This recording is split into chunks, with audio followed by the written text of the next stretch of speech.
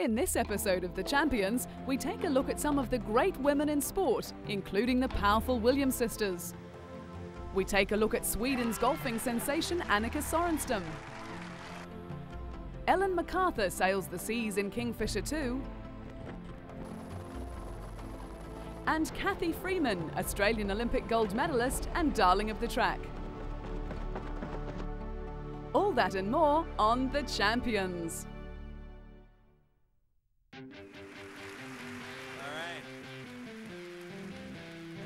Goes to Serena Williams. Serena Williams has become one of the most exciting and successful tennis players in the world, and in 2003 she was recognised as such, winning the ESPY Award for Female Athlete of the Year. And the ESPY goes to Venus Williams. Venus was also a winner of the prestigious award. After making her professional debut at the age of 14, Serena soon took the tennis world by storm. With lots of muscle and plenty of style, Serena gained the respect from fellow players and fans alike. The quieter of the sisters, Venus triumphed in 2002. After winning the Wimbledon crown and the US Open twice, she achieved her dream of becoming the world's #1 tennis player. Her win in the 2001 US Open final against her sister was the first time in 117 years that siblings had played for a Grand Slam title. But whether she was making history or not, Venus's 6'1" frame was an opposing sight on the tennis court. She has brushed aside opponents like Slovakian Daniela Hantuchová to become one of the most dominant players on the circuit. With the high profile came the responsibility of being a role model, something Venus takes very seriously. The big-hitting American is often in demand for clinics, and she is only too happy to help out, having fun with the kids that have come to idolize her. Venus has won the hearts of the crowds throughout the world with her enthusiasm, athleticism, and of course her smile. And it is that attitude that has made her one of the most admired sportswomen in the world. But behind that smile is a will of steel. In 2000, Venus won her first Grand Slam at Wimbledon, defeating sister Serena on the way, and then went on to win the US Open, beating Lindsay Davenport. At the Sydney Olympics, she was the first woman to win gold in singles and doubles with Serena since 1924. But Venus has found that defeating her sister has been a bittersweet moment, feeling the disappointment of her sibling. It is that selflessness that the fans have come to know and love.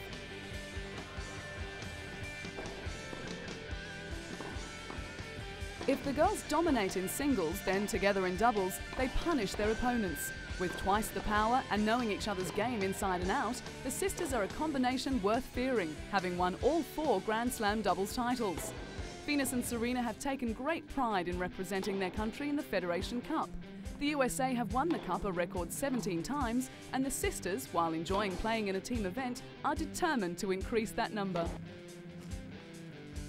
While the sisters are extremely close, they definitely have different personalities. Serena, the more outgoing of the two, has a love for clothes as well as a passion for acting, harbouring long-term hopes of getting into show business. But it is Serena's style and charisma that makes her the flamboyant player she is renowned to be. And whether she is modelling a gorgeous piece of jewellery or revealing her latest tennis outfit, Serena will have fun no matter what. But unfortunately, there is a downside to fame, and Serena has had her fair share of problems. In 2002, a German man was jailed on charges of stalking the tennis star. After pursuing her around the world, Serena's fears were put to rest, and he was sent back to Germany and jailed.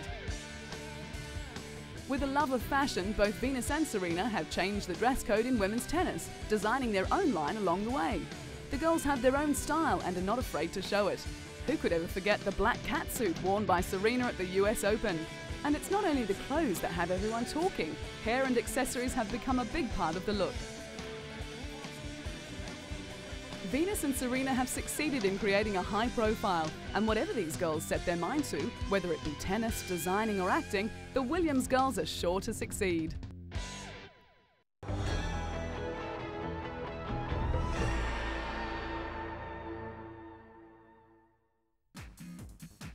American superstar Marion Jones is a woman in a hurry. In 2000, Marion was by far the fastest woman in the world. She had hit her stride and was going along for the ride.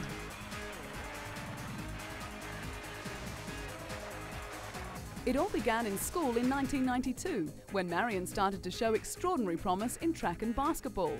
At the age of 16, she competed in the US Olympic trials, but was denied a spot because of her young age. Disappointed, Marion decided to attend university on a basketball scholarship and was headed towards the Atlanta Olympics, but a broken foot forced her to sit out the games. The next year, Marion returned with a vengeance to become the first woman in 50 years to win 3 events at the US Nationals. Marion was a class above all else, and with 27 wins in a row in the 100 metres, all eyes were soon focused on 2000 and a date with destiny at the Sydney Olympics. After the disappointment of the Atlanta Games, Marion was eager to race, and in Sydney, success came. The super athlete became a triple gold medalist, winning impressively in the 100, 200 and 4x400 metre relay. She also won bronze in the long jump and 4x100 relay. Even with Olympic success, Marion was still not satisfied. She planned to compete in Athens in 2004, then wrap up her amazing career at the 2008 Olympic Games.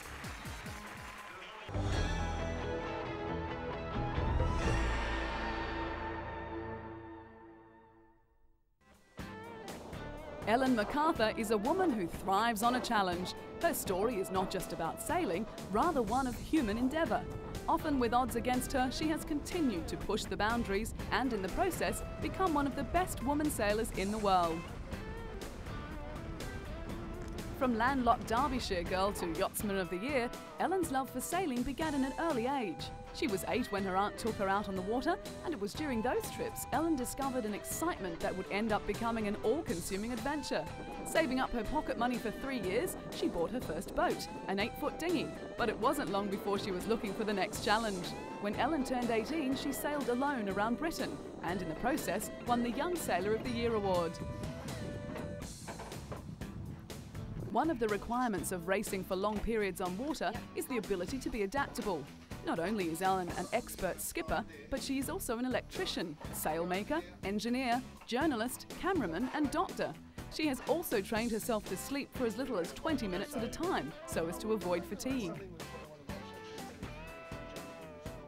Taking giant steps forward, Ellen's next adventure was the 1997 Mini Transat race. Living rough for 3 years while raising sponsorship, she bought and refitted a tiny 21-footer and raced 4,000 miles single-handedly across the Atlantic Ocean. Recognised for her feats, Ellen was honoured with the award for Yachtsman of the Year in the UK. Things were looking rosy for the talented sailor, and in the year 2000, Ellen secured sponsorship from Kingfisher for her next race. And what a race it was! The Vendée Globe non-stop round-the-world solo yacht race is known as the toughest challenge that the world's oceans have to offer.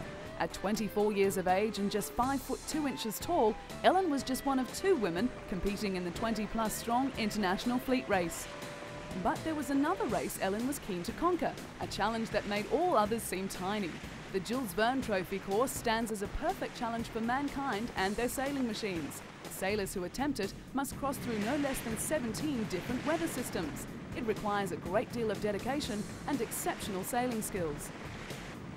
Ellen and her crew, who were all men, tackled the race without a backward glance. They faced over 26,000 grueling miles of sailing, took in the tempestuous Southern Ocean in one of the most confronting races ever. Ellen's aim was to attempt to beat Frenchman Bruno Peyron's record. In May 2002, Peyron made sailing history when he sailed around the world in 64 days, 8 hours, 37 minutes and 20 seconds, the fastest circumnavigation time ever recorded. Ellen and her Kingfisher 2 crew were not alone in their record-breaking quest. French skipper Olivier de Kersorsen had already set off on his trimaran Geronimo. However, Ellen and her crew were confident that Kingfisher 2 would rise to the challenge. But after launching Kingfisher 2, things did not go as planned. The 26-year-old and her 13-man crew were forced to make an unscheduled stop after their catamaran suffered damage to her mainsail and mast. After 3 weeks at sea, Ellen and her crew were neck and neck with the present record set by the Frenchman. But during one night she had a serious scare when her boat hit a submerged object at full speed. Although the damage was not as serious as first feared, it still concerned the skipper. Despite the worries, Ellen's fighting spirit kept them going. It was a horrible reminder Kingfisher 2's position put them 31 hours and 26 minutes behind the pace set by Orange, the craft that Frenchman Bruno Peyron sailed to set the current record. With time running out, Ellen battled on, but she soon realised it was no use going on. With the Kingfisher 2 dismasted and a substitute using the catamaran's boom erected, progress was too slow. She sailed into Fremantle in Western Australia almost a fortnight after losing the mast. Of the dozen attempts that have been made on the Jules Verne record, 8 have ended in failure, so the skipper always knew the odds were against her. Ellen had rarely slept or left the navigation station during the 24 days at sea, and when gloom could have swamped the crew after the failure, the opposite occurred, with plenty of high spirits. Ellen had never previously skippered a boat as big as the giant catamaran, nor led such a large and experienced crew.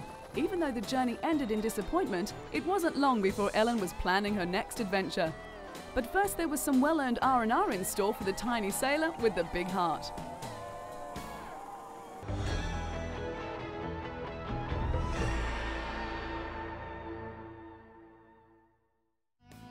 Kenya's Catherine Nedereba, winner of the Chicago and Boston marathons, is a talented athlete with a strict training schedule. She begins her day at 6 o'clock in the morning, stretching, working out and running laps at the National Stadium. She thrives on the exercise, pushing herself to the limit, never thinking to miss a training session. Self-discipline is the key to this athlete's success, with a belief that all the hard work will gain rewards. After the morning sessions, Catherine returns home to prepare breakfast for her family. Her husband Anthony, an up-and-coming marathon runner himself, is also her training partner and is extremely proud of his wife's achievements. When Catherine's goal to be the first woman to go under 2 hours 20 minutes was achieved by another runner, her husband was by her side, encouraging her to go one better. And that she did, breaking the world record. After running the world's fastest marathon time in the Chicago Marathon, Catherine's recognition increased. This photograph is just one of the many mementos she has on display in her living room, along with trophies for her numerous athletic victories. When she returned home from her record-breaking run, Kenyan President Moi presented her with a Distinguished Service Medal. When Catherine isn't running, she works in administration at the men's prison in Nairobi West. She is in charge of the staff, organising filing and dispatching messages. The Kenya Prison Service is famous for employing and training world-class athletes. They also employ 3 other champions: Susan Chepkemei, the world's fastest half-marathon runner, Ruth Kootal, a top 3 finisher in the Paris Marathon, and Edith Masai, winner of the Grand Prix race in Oslo. The 4, known as the Golden Girls, trained together on this dusty racecourse in the Langata forest near Nairobi. Guiding them through their paces is Kenya Prisons coach Elizabeth Olaba, whose winning formula is to train the athletes strictly to a program, never deviating from the plan. She feels that it helps strengthen the mind as well as the body. Like Catherine, she agrees that self-discipline and hard work allows them to get the most out of themselves. It is this strict discipline that has helped Catherine to win the Boston Marathon twice. It is quite an achievement, as she is the only woman to have done so. But like most athletes, it hasn't all been success. When competing at the qualification trials for the World Long Distance Championships in Edmonton, Canada, she finished a disappointing 4th.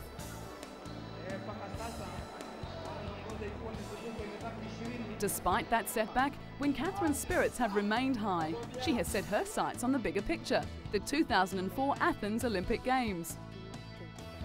Catherine is an incredibly strong athlete who takes charge of her life and often urges other women to do the same. She doesn't sit back and hope that things will be done for her. Instead, she tackles life head-on. She takes the initiative to dominate the world of athletics, just as her Kenyan male counterparts have done previously. And she has succeeded.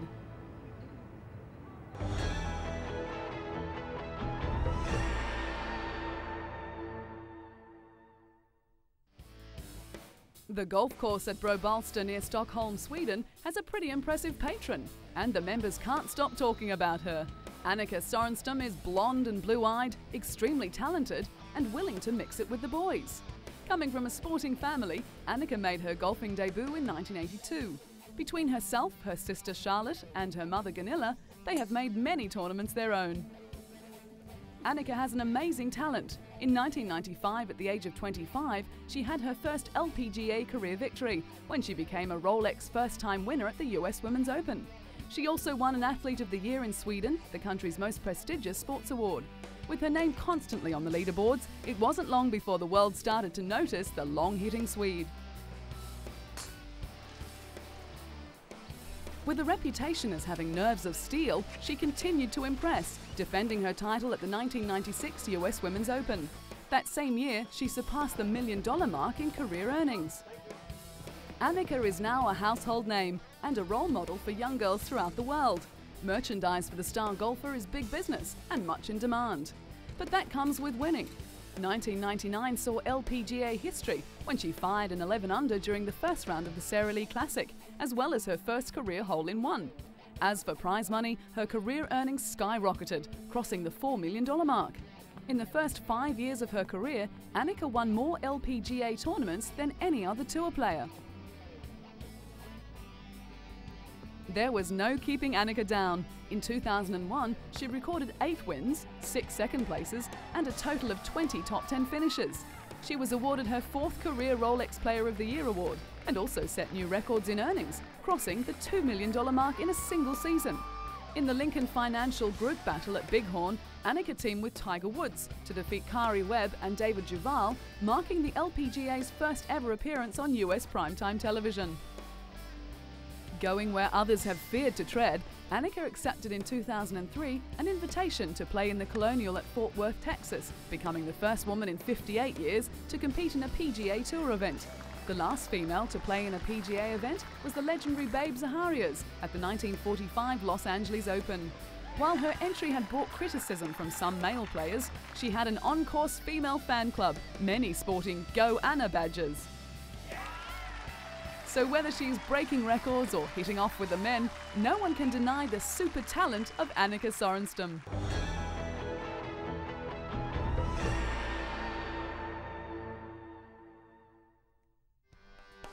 Smart, tough and talented British athlete Paula Radcliffe has plenty going for her.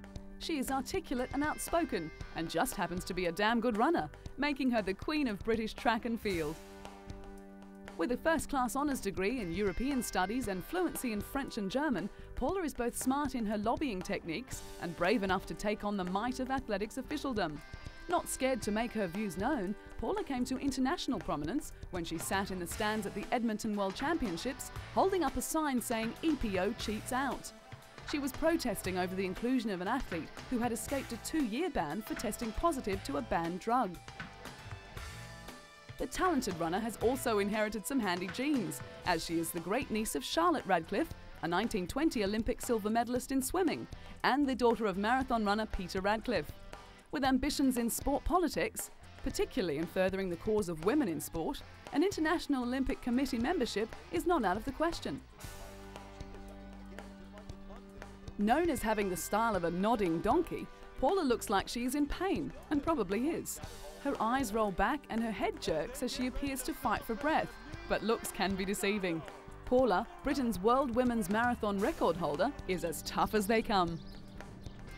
The winner of a BBC Sports Personality of the Year, Paula is inundated with offers to run in marathons, but the London Marathon is her pet favourite. She claims the internationally acclaimed event is the most important competition on her calendar. After winning and smashing the women's record in 2002 in London, she went on to become the fastest female marathon runner of all time in Chicago, finishing more than 2 minutes under world record time. With long-distance Olympic gold medals in her sights, Paula is keeping fit and healthy. But things could have been worse when she was lucky to escape serious injury when a little girl on a bicycle ran into the world champion while she was on a training run in New Mexico. Despite grazing her knees and back, Paula's rigorous training regime continued. While the London Marathon is a prestigious title, attracting the world's best athletes, thousands of amateurs also take part, many raising money for charities on the way. And Paula gets in and does her bit too, raising awareness and cash for charities, helping the homeless and asthma sufferers. She says marathon running is a fun way for everyone to achieve a physical and mental goal. Paula won the 2003 London Marathon in style. In an astonishing 2 hours, 15 minutes, 25 seconds, she broke her own world record by a massive 1 minute, 53 seconds. With the event allowing male Kenyan pacemakers, Paula was able to use her strength and stamina to excel.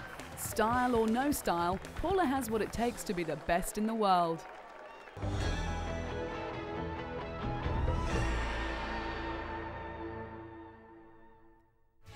Cathy Freeman won the hearts of a nation when she won gold at the 2000 Sydney Olympics. With the pressure of her country's expectations felt, the girl from a small town in Australia ran her heart out and realised a lifelong dream.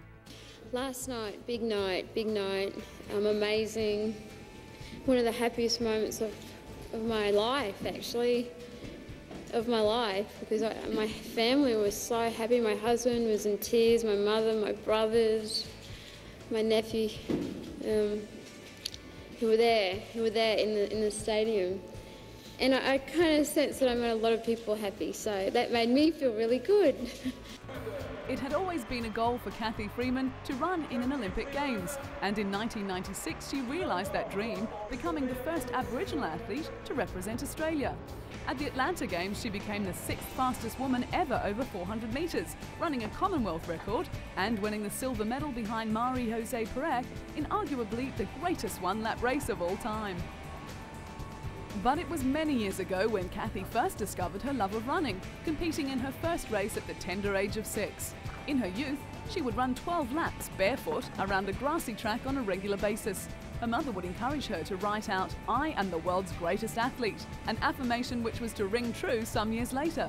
When she was 13, she told her school guidance counsellor that her vocational plan was to win Olympic gold, a plan that was to see fruition down the track.